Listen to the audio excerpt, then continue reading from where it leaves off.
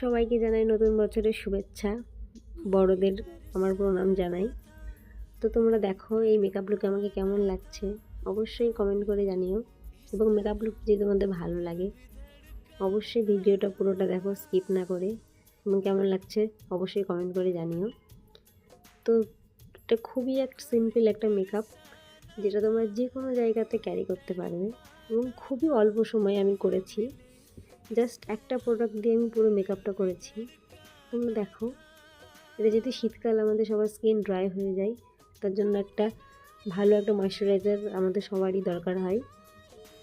তো আমার কাছে তো একটা বেস্ট ময়শ্চারাইজার আমি পেয়ে গেছি, সেটা হলো ফ্লিকা কসমেটিক।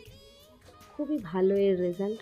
তোমরা জাস্ট একবার ব্যবহারের পরে দেখতে পাবে স্কিনটা কতটা গ্লোয়ি এবং খুবই নরম হয়ে যায় স্কিনটা, যার জন্য এর পরে মেকআপ করতে কোনো সমস্যা হয় না। এটা এমনই একটা ময়শ্চারাইজার যেটা ময়শ্চারাইজার প্লাস প্রাইমার দুটোরই কাজ করে। আমাদের আর আলাদাভাবে কোনো প্রাইমার ব্যবহার না করলেও হয়ে যাবে। তোমরা দেখো আমি সেটাই করেছি। শুধুমাত্র ময়শ্চারাইজারটা দেওয়ার পরেই আমি আমার ফেস মেকআপ শুরু করেছি। এবং মেকআপটা আমি খুবই অল্প পরিমাণে বেস দিয়েছি, যাতে একদম সিম্পল থাকে মেকআপটা, যাতে কোনো হেভি মেকআপ না হয়।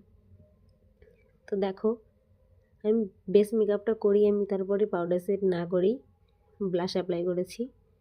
ব্রাশ অ্যাপ্লাই করার পরে আমি আমার মেকআপটাকে পাউডার দিয়ে সেট করেছি। পাউডার দিয়ে আমার মেকআপটা সেট করার পরে আমি আই মেকআপ করেছি। দেখো খুবই সিম্পল একটা আই মেকআপ, তোমরাও এটা খুবই সহজেই করতে পারবে। যারা খুব ভারী আই মেকআপ না চাও, এটা তাদের জন্য।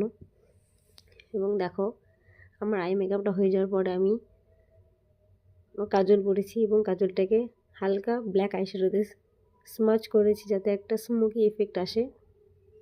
এই লুকটা আমার খুবই ভালো লাগে।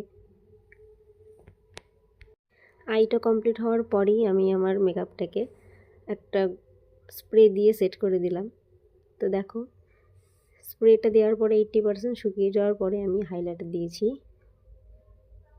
এবং খুবই ভালো রেজাল্ট আসে। তোমরা এইভাবে হাইলাইটার দিয়ে দেখতে পারো, খুবই সুন্দর লাগে। তো আমার কাছে তো খুব ভালো লেগেছে এবং তোমরাও দেখো, দেখে জানাও এই লুকে আমাকে কেমন লাগছে।